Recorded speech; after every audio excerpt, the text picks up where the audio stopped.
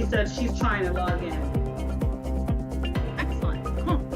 Yeah, she says, I'm trying to log in.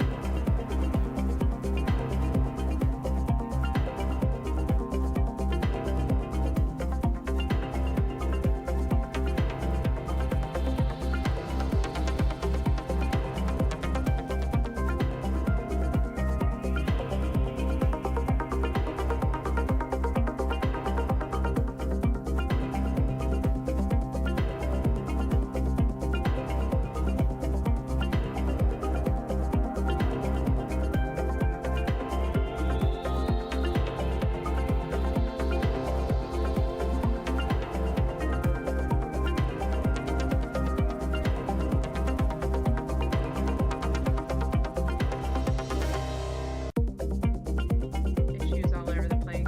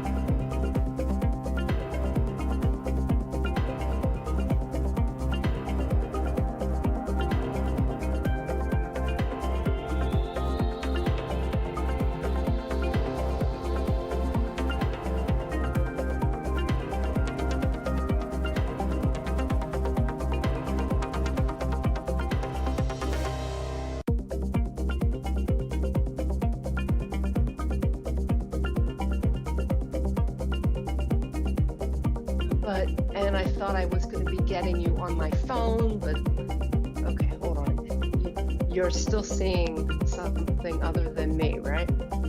Just darkness. Is that okay, or? Yeah. Yeah. I mean, if you Oh, wait. Camera. It's not like they want you to see me.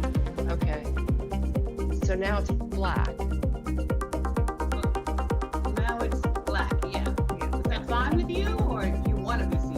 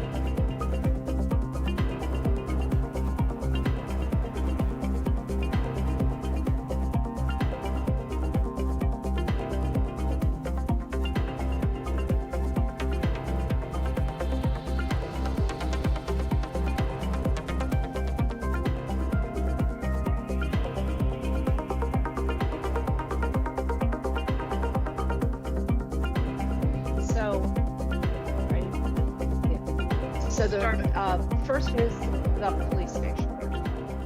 Yes. So this is the second of the two hearings for the 100 East All Saints Street, which is the police department headquarters. As you know, this is a request to place an institutional floating zone on the property to facilitate the redevelopment of the property for the headquarters. There is no new information provided. The only new substance you're going to see in the staff report is our recommendations, which consist of basically 2 sets of findings. Those related to population transportation patterns, the impacts that rezoning has on the property. And then the other ones are related to the criteria of, I think it's 3067E, that kind of overlap and talk about compatibility with the comprehensive plan and fulfilling those goals and objectives. So that's all captured on page 5 of the staff report. And the findings are 1 through 6. And then that is the recommendation to the Board of Aldermen. Okay. Answer any questions? Dorothy, any questions? Yes. This is September the 5th. I'm so confused. So I just want to confirm, we're looking at, I'm trying to make sure, I'm looking at September, probably the wrong thing, September this, oh yeah, well, you know what, forget it. Okay, so my question was, in regards, so the parking deck and the actual building are 2 separate lots that are going to be combined or have already been combined. Correct.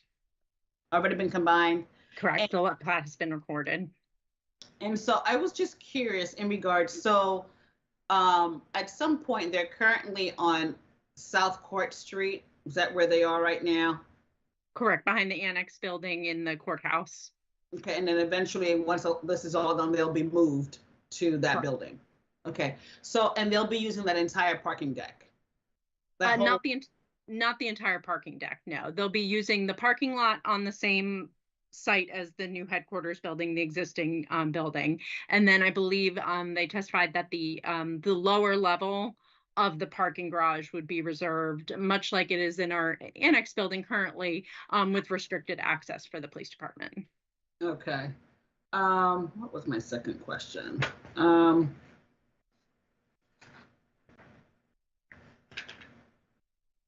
Oh, okay. So I noticed that there's a HPO and a Cow Creek overlay on those. So at some point this will come back, and it also talked about them redesigning the building and so forth. So I'm assuming that at some point this will come back to us because of those of the overlay, the Cow Creek overlay, and the work that they're trying to do. They're not going to do a final site plan, so it will not come back for those exterior changes. Sorry, I lost you. They have had to go through the historic preservation overlay, as those are requirements mandated by the state. But under the state law, the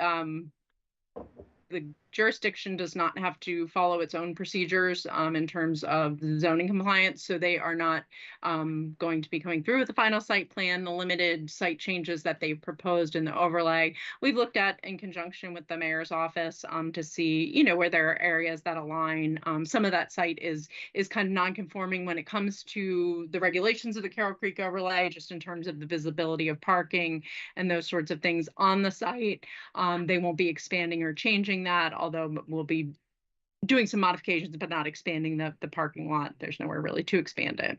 So Okay. this will be the only time the planning commission would see it as a rezoning. Okay, and so would you guys be using an administrative function? The city, like, was that when you see those A signs, is that like what you guys are going to be doing in terms of, I mean, I guess you're saying that that they don't have to comply with the Carroll Creek overlay requirements in terms of design. So that means that nothing has to be approved after the fact, like from you guys in any type of function at all. No one, not you guys, not the mayor, nobody. Correct. Only the historic preservation overlay Okay. applies. Okay. Those were my only questions. And I noticed that it's a floating zone, which I know that it's a temporary thing, I guess, right? The concept of floating isn't necessarily to mean imply that it's temporary, as much as it's used to imply that it can be pulled down on anything. So as long as the use stays there, and it stays in institutional use, it'll be on the property. There's no kind of, it'll disappear after 10 years. But more so how it's applied, is that word floating is designating. All right, thank you. Mhm. Okay. And you can see me now, right? Yeah. Oh, yeah. Mhm. All right, and I didn't have any questions, so that takes us to the Brickworks. What I'd like to do is just ask a few general questions about what we have, if that's okay. So I'm going to jump in here. Can you say, so it looks to me, in going through the September update package, I saw a lot of public comment that I had seen before, which we got up until the hearing. So you included, let me tell you back what I think is in there. All the public comment that was not in the August hearing package, but you sent out via email, you put all that in this package, right? And then there was some other, like I saw some things dated after that. So at this point, unless you've gotten more public comment in since you put that package together, the two packages have all the public comment. Is that correct? Correct. We have one email I did get earlier today that I was going to wait till the end of the day, and I'll just bundle whatever we got, but that ended up being it. So we have one more email, but everything now has been posted for public consumption. Okay. Okay, great. One piece of public comment, it started on page 603. It didn't say who it was from or what the date was. And let me, this is why I wanted to do this on my phone so I could pull all these documents up. So let me pull my documents up here.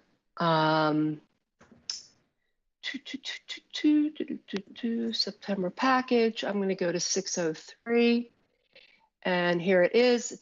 It says at the top, comp plan guidance to the Planning Commission. I saw that.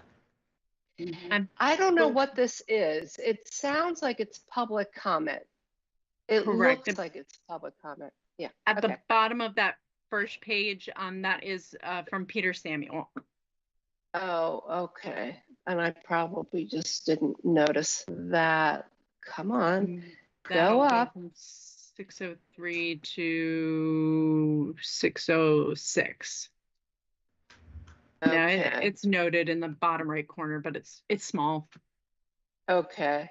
Then there's, okay, so 603, 606 is Peter Samuel. Okay, now I just pulled up something on 614.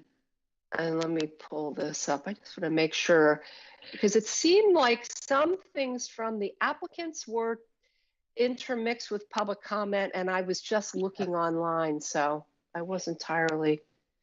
Do you know what the 611 is? That is correct. 611 is the start of their master plan.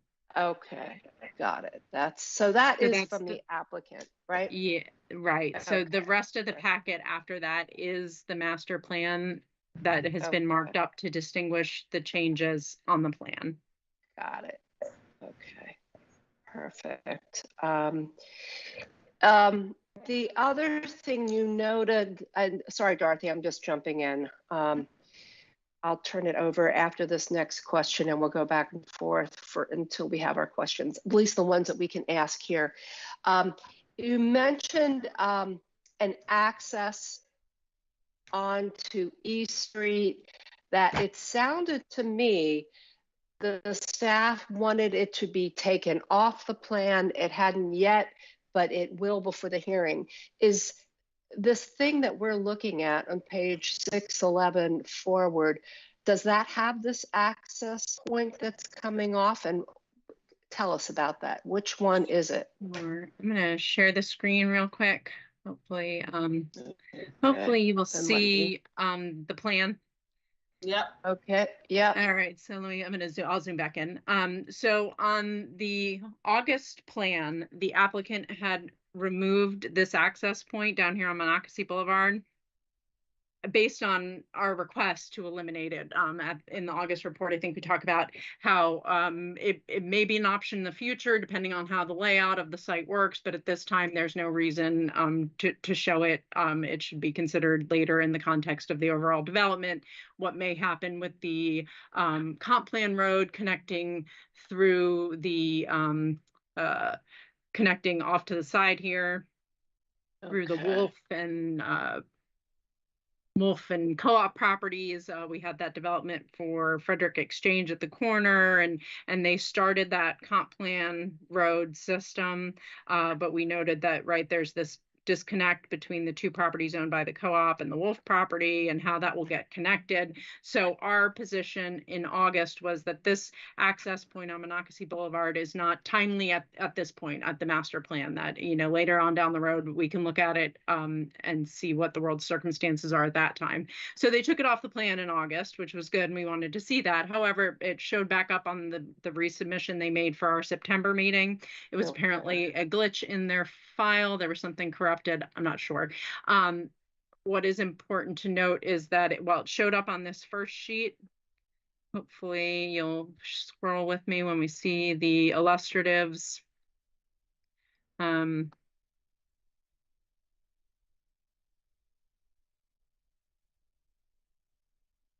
rest of the plan shows it being dead-ended. So if you're looking at the concept plan now, it shows it correctly as being stubbed. Okay. So we just wanted to acknowledge that it erroneously got placed back on the plan on that first master sheet set, and it needs to come back off next time. Okay. I don't think understanding more about this is probably appropriate. We can talk about it at the hearing, because it seems to me to have a stub there versus having something that goes through Monocacy doesn't make sense. So is that what you just explained before about why you wanted stubbed instead of coming through Monocacy? Correct. We did not want the exit onto Monocacy or the entrance onto Monocacy at this point. The basis is that it's an arterial road, and we obviously want to maintain its efficacy as such in carrying traffic. So we want to limit the number of access points. And at this time, the capacity of the development does not warrant it, just based on what we're looking at this point. And there's enough other ways to get in and out. Correct. Okay. All right. Okay. Dorothy, the questions from you. Yes. So Gabrielle, I just wanted to confirm something. I'm trying to see, I'm looking at the August report and the September report. So when we are going to be voting on this particular project at that point in time, are we voting when we're talking about like the performance standards? So there'll be a section about the master plan performance standards for all master plans, which is a 471, and then we'll also be voting on the Class A design, I guess, for multifamily, and then we'll be voting on the Class A design for the non-residential, the 604D. Is that correct? It'll be like 3 different performance standards that we would be looking at. And with the first one, they switched the building orientation because they're asking for a modification to do the plaza, I think it is. Correct. Just want to double check. So you don't have to make independent votes on those like modifications, right? We won't handle those each as a specific action. They are part and parcel of the master plan. Keep in mind that the performance standards, which the building and urban design classification is but one of those performance standards. Keep in mind that they broadly apply to master plan development. There are stages at which they can be demonstrated, not all at the master plan stage. So for example, the stormwater management, I mean, 5% has to be treated through non-structural practices. The the concept plan at the master plan stage is very generalized. It's not until we get into the site plans that you start looking at where your little ESD facilities are and all of the juicy details of it. So that is not a standard that we can demonstrate at this point. Street connectivity ratio is more of a function of our preliminary plat once we start to see the streets. So at this point, we're generally laying the framework, like with the building and urban design standards, to say, look, these are the design concepts that we intend to see brought to life through the process. We won't be looking at the specific architecturals for compliance like we do, you know, on Tuesday night's hearing, we have architecturals for Kellerton, right? And we've done a million of those. They laid out with their master plan, we're going to have these 10 design elements. And now we're physically looking at each elevation and going, oh yeah, there's the porch, there's the main entry, there's the whatever. So it's more of at a conceptual level. Which is, yeah, okay, very high level. No real details until later. So my other question was, I just wanted to make sure that I was on the same page. I counted, I counted, this is in regards to the modifications, and I could be wrong. I counted 5 modifications to include, of the 5, 2 within 1. So what I did was I tried to pull it all together. I think the first one is residential, the multi-family parking one, and then the non-residential, which is the maximum street front setback, and the interior, maximum interior side setback, and the lot, these are the building orientation, the parking requirement, the increase, the modification from the street front setback to the building, I think. Distance from the sidewalk or right of street. And I think the last one, building all oriented towards the parking lot interior. In reference to buildings and sidewalk frontage should be frontage from an individual entrance. And okay, yeah. So I'm wondering, did I get all the modifications that are requested? So they're also requesting modifications for the townhouse units. Okay. And that best place to look, so that none of the modifications for the townhouse units have been changed since the August report. So on page 10 of your August report, you're going to see with the modifications for the setbacks for the minimum frontage requirement, for the minimum interior side setback, and to the rear setback for townhouses. So there are 3 kind of separate components of table 417-2 for setbacks and lot configuration for townhouses. Okay.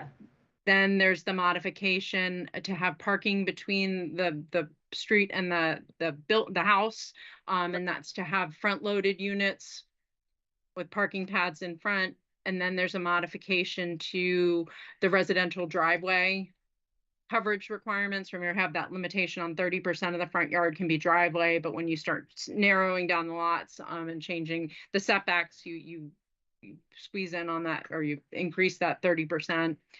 So you have those townhouse modifications. For the multifamily, they're asking for the modification for parking between the building and the street.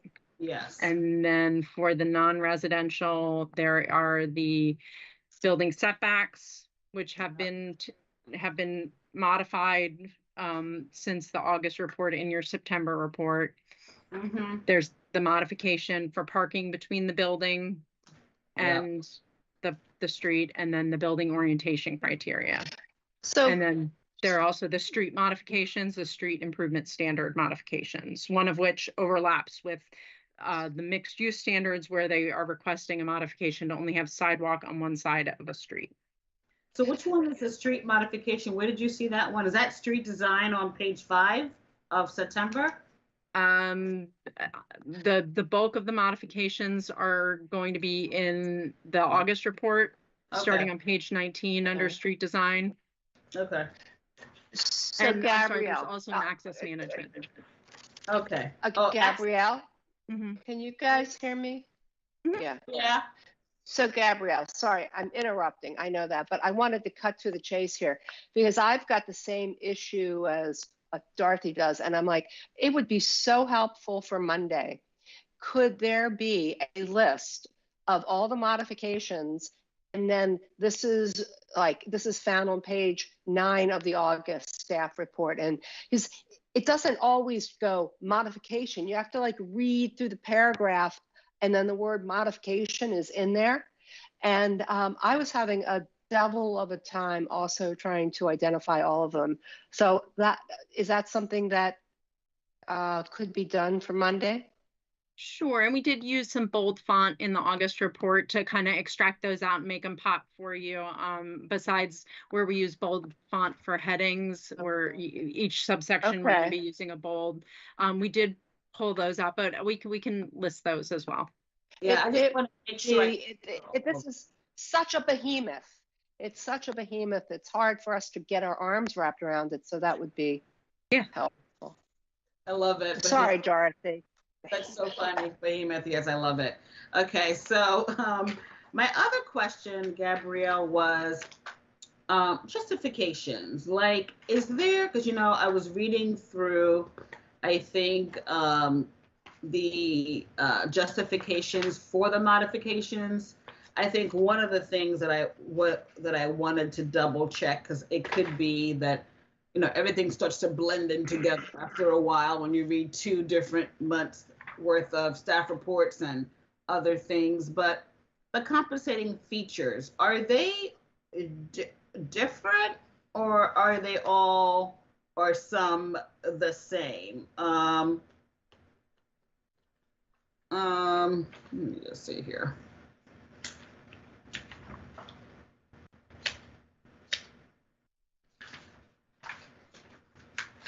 They are offering sort of the same components to speak to several design modifications that they're asking for. So that's what I thought. So they're using probably some of the same compensating features, but for different sections. Correct. And that's allowed. And is that typical? Yeah. You know, I mean, I think some of the regulations are intertwined in and of themselves. You know, we have the requirements for the setbacks, and then the parking in between the building and the street. You know, there is a relationship between those 2 requirements, right? The setbacks trying to push it up, trying to prevent parking in between. The parking is trying to protect that from the visibility of that from the street frontage. So it would not be unreasonable to expect that certain design elements they may be offering speak to both the intents of those items, right? Like what we're looking at is what is the regulation, what's it trying to do, and how are you mitigating for that? So if multiple regulations are trying to get at the same thing, is it reasonable to conclude that the same design elements could be used? I think so. Okay. You know, it's not as simple as, you know, but we see that somewhat, even though, you know, with like a landscaping and a lighting modification, right? We're adding landscaping, we're beefing it up over here because we're trying to block lighting, and we're mitigating where we can't provide landscaping over here. So you know, I think how it all works together is really what we want to focus on in our conversation, our questions, and understanding why they're offering those features. And my other question was the justification once again. So I'm thinking to myself, does the LMC have a criteria for what is considered a good justification? Like not, you know, monetarily feasible or not feasible due to the physical landscape. And I'm just asking because, you know, some of the justifications I read, it's almost like Gabrielle saying tomato and I'm saying tomato. And Gabrielle is saying the tomato is, you know, LMC, you know, and I'm saying, well, tomato meets the same intent and purpose of the LMC, but it's not the same thing. So you're saying this is what is required, and I'm saying, well, I'll give you this. You know, it still meets the intent. Does the LMC tell you what is a good justification or what criteria justification should follow to make it compelling? Sure, they've used the word justification in their letter. Keep in mind that the text amendment we just approved talking about the mixed use zoning and with a lot of the plans we review, we have those 3 criteria for modification requests. It's not contrary to the purpose and intent of the regulation. So what's the regulation? What's it trying to do? And is this counter to what that regulation itself is trying to do? Is there a compensating design feature? And then what's the consistency with the comprehensive plan? So those are our 3 kind of mantra criteria for judging modifications in this case. They're using the word justification in their letter. I think they're trying to explain to you why we can't do this.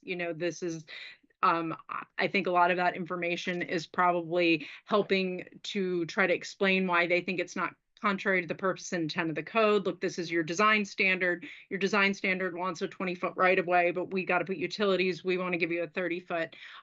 So the word justification they're using in their letter does not have any significance in terms of a standard of review that we need to make. I think they're offering that as explanation for why they're asking for it, comparing it to what the regulation is, and then our actual findings will have to be based on those three criteria. Exactly.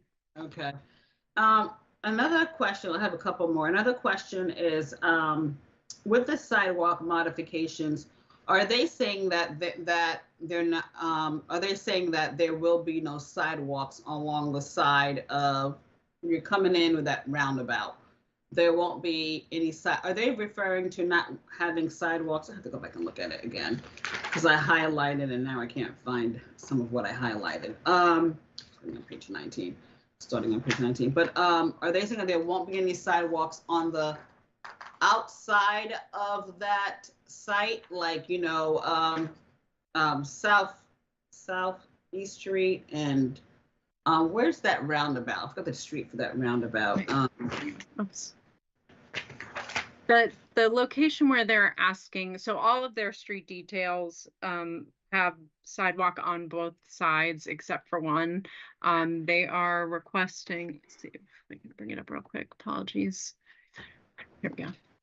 There's one location that they are not interested in providing sidewalk. Let me give you a second. Okay. And that's up against an industrial site, right? Right, you were correct. Let me, I thought I was sharing.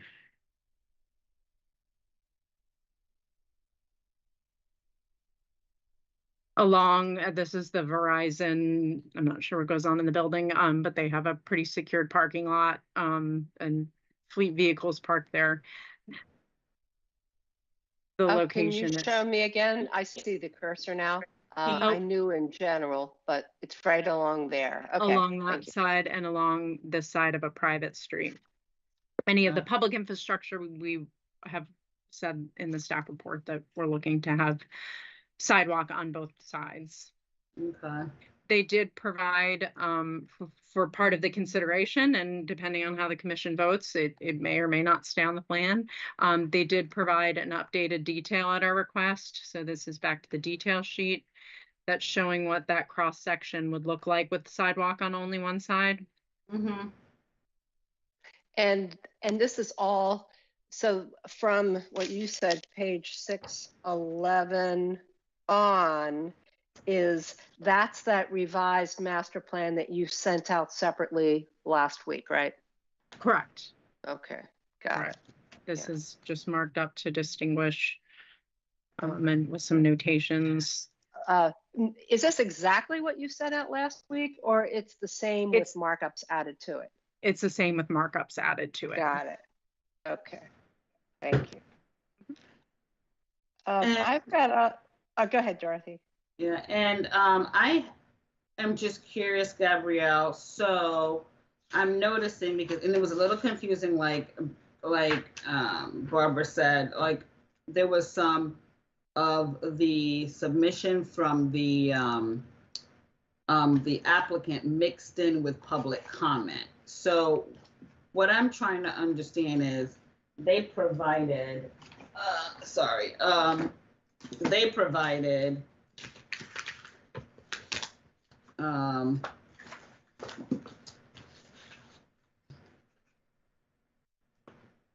GTA, this is theirs, right? Phase 1 and phase environmental site assessment. No, that was part of the public comment. And that's what made that, when you said 600 pages, I nearly fell off my chair. But when I looked at it, most of it was that. Yeah. Yep. Right. Yeah. So everything, Dorothy, if you're looking at the online version, the public comment starts with the letter from Frederick County Public Schools on page 22. And then it goes all the way through to 611. Yes. All of that is public comment. None of that's that. Okay, yeah. It got a little confusing because I saw that and was wondering if they had submitted that and it was all mixed in with the public comment, but that is all public comment. Public comment. And I'm sorry, it's actually to page 608 is the comment letter from staff, is Pam's comment letter. So everything from the FCPS letter to when you see the letterhead with the city's letterhead on it, that letter from Pam, and then there's another page after that, which are comments from, I think, just our engineering department, and then it gets into the plan. Yes. Woo, okay. Thank you for clarifying that. It was very confusing. And I guess my final and last question is, in light of the August report, where we talk about some of these LMC things, 203, let me see, is it 203, 202, 101, 101, 837. Is it allowable to ask questions still about environmental things? Is that allowable? You can ask questions about anything you want to ask. No, everything, why we provided that addendum to the staff report instead of, I did not want to run over anything in the August report, anything that's discussed in there. That was the report. The addendum is to say, hey, there's some follow-up information. So please, this is the first hearing on this application. So you can ask any questions you like, of course, and we're happy to respond to them. And Okay. And I think that's it. With this August report, this is my final question, and I'm sorry.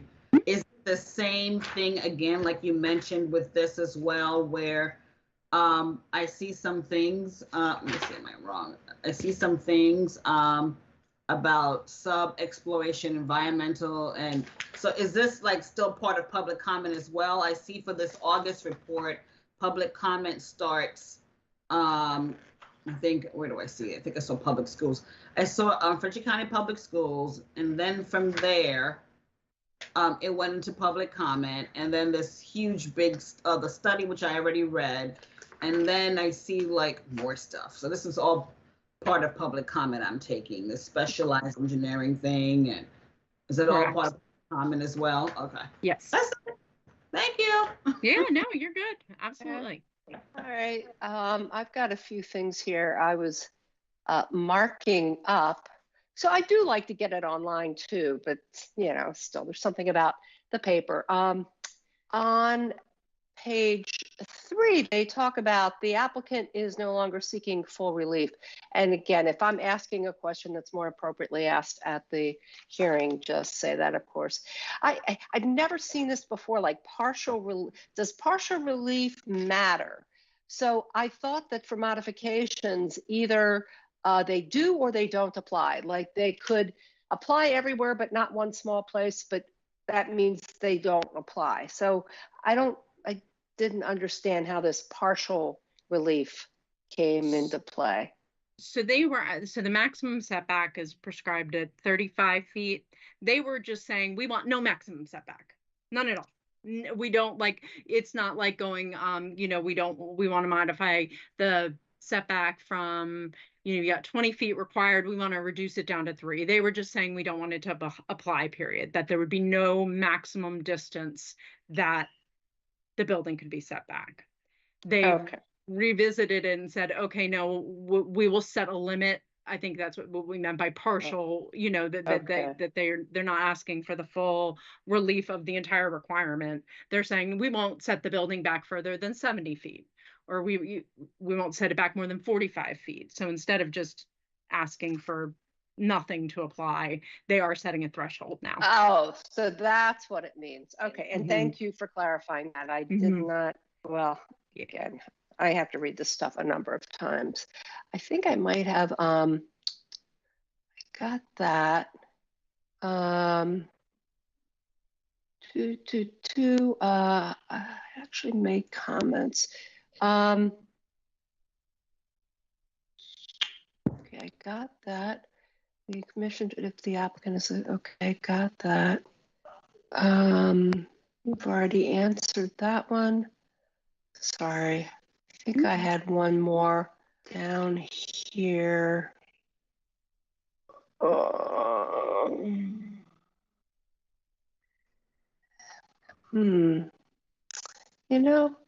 I think, let me just do it a little bit more. And Dorothy, you've asked everything, correct? Okay. Okay. I think I've actually gotten my questions answered. So anything else, Gabrielle, just for our understanding that you want to add? I don't think so. My main goal was just to make sure everybody was comfortable with kind of the structure of what you had in front of you, and what was included. We did not include all of the modification exhibits from the first hearing. We only included modification exhibits that had been revised with the September report. So keep in mind that isn't the total composite of it. I think so really what I got from what you had said before and what you're saying now is this hearing is about the combination of August and September. Correct. So we hearings. So it's the first 2 hearings. Right. We didn't want to overrule anything that hadn't been discussed or take away the opportunity to discuss any of the content of the August report. However, there was helpful information, both that the applicant resolved technically that were listed in our first set of comments, that just kind of cleaned up the plan and made things a little clearer. And then they did revisit some things more substantively. So we thought that would be a good to address with our first hearing instead of waiting to the second hearing and then seeing that new information. Oh, at least for me, if we hear new information, especially again on a project like this at a second hearing, that's, that means that's something that we're going to have to absorb, ask a lot of questions on, thoroughly understand. So getting that now really helps.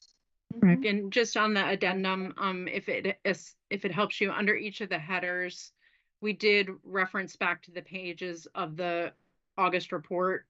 I saw saw the notes to that, so hopefully you can kind of use it as a cliff notes, kind of thing to look at the addendum, then be able to refer back on the things that were changing, and where we haven't pointed out any changes, everything from August is the same. Is what applies.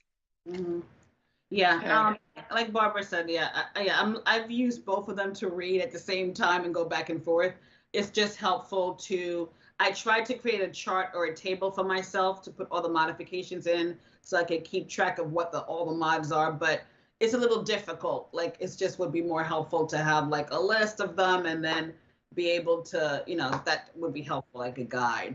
Because I lost count several times. And chart table. I think that'll help in, it should make it more efficient of a hearing where we're not asking so many questions and getting clarifications on so many things. So, all right.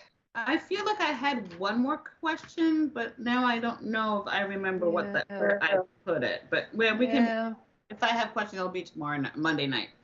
Yeah, I thought I had two, but I'm going through all my comments. I think that Gabrielle answered a number of things without me just asking the question. All right, so we are ready to go to Tuesday then, correct? Tuesday Yep. night, yes. Okay, great. Now, Tuesday night, obviously, when we first bifurcated this, we thought we were going to get the win penny. And I actually thought that the Maryland School for the Deaf was going to come this month, but that wasn't scheduled. That wasn't supposed to come this month. Correct. That will come in October. They submitted off the schedule just to look at their plans. So it resulted in that pushing that back. Okay, because we did the workshop in July, right? Correct. So typically, I thought if you do the workshop in July, it would go to the September hearing. That's where I. Yeah, and so, generally those will batch together. It's timed sometimes on the applicant's resubmissions as well. Okay, so now I do have that Tuesday agenda up. Anything you want to say about the annexation, the Winpenny annexation? So with the Winpenny annexation, after the workshop they held in July, the applicant did resubmit. Their resubmission showed the connection back to Winpenny Drive again, as well as a potential alternative connection to future land that could be annexed. And we didn't have enough time to give it the review and consideration that we thought was necessary to be in a position to make a recommendation. So are looking to spend the next 30 days or approximately that revisiting that information, working with the applicant and potentially the county to understand that proposal and how it might all work, and then be able to formulate that recommendation. And from what my memory, if it served me, that if they are going to recommend that they need to engage with the people who live on the road, the community, right? They need to. That was the county's position in 2019, that there would be implications on the county roads. So we thought it'd be best to kind of have a better understanding of it to move forward for your consideration. Obviously the boards as well. Agree. Okay, so next agenda item then is the architectural review for Kellerton. Correct, and we don't have any new information there. We discussed that new elevation, the cottage elevation for the Devonshire model, which had been approved. We discussed that at the meeting, and there weren't any follow-up questions or comments. So you just have one action to take on this, and that's just for approval. Dorothy, any questions? Okay. Next item is the architectural review for West Park Village. No substantive changes there. Joan had asked to make sure we kind of clearly pulled out the new elevations. So in the packet, you'll see after the staff report, we have the, oops, sorry.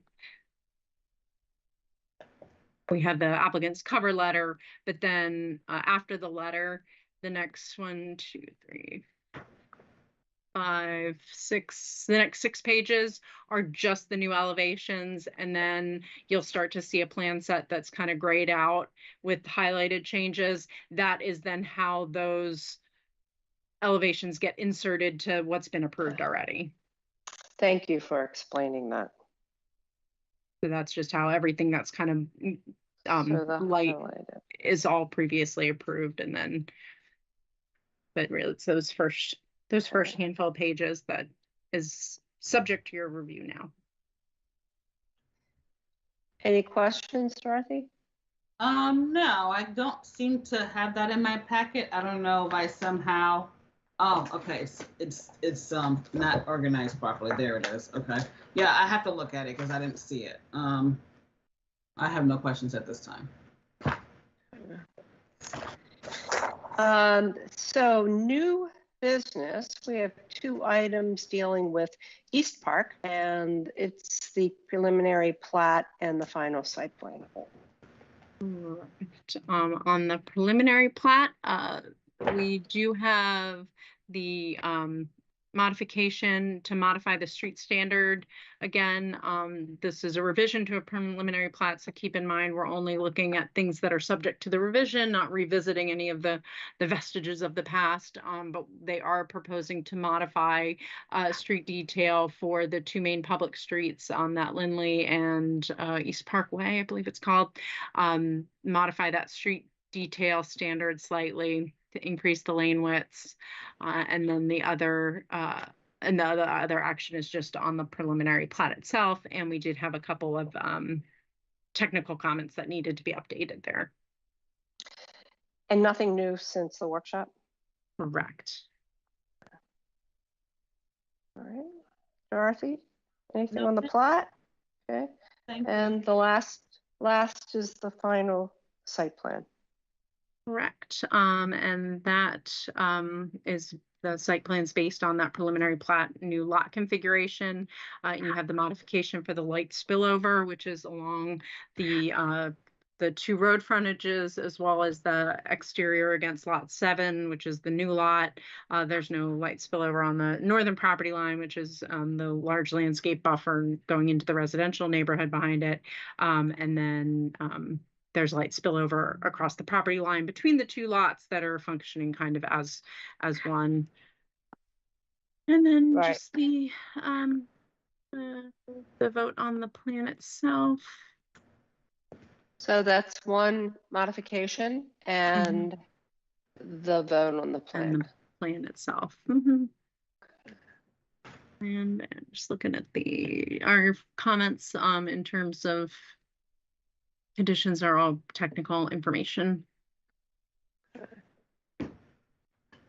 Any questions, Dorothy? No, ma'am. Okay. All right, and I guess that's it, correct? Yep, I have a broad question though. Mhm. With final site plans and master plans, in their submission, when they're submitting it to the city staff, are they also filling out a form that goes with that? I feel like I've seen forms before in packets. Are they, like, for a master plan, do you fill out a form, check the box? Yeah, it's a application, just applicant information, some general, it's you fill out the owner, applicant, contact information, and then there is some general, what's the acreage, what zone is it, number of units, depending on the type of application. We also have applications for forest conservation plans and all sorts of things. Is it also used as a checklist too, or is a checklist separate from that, or? The checklist would be separate from that. Okay, so then there's a checklist and then there's the application. Correct. And it could be for a master plan, final site plan, forest conservation. I don't know what else we have out there. Yeah, I don't think we have a forest conservation checklist. So I was just looking. We have our site plan. On our website. Okay. Interested?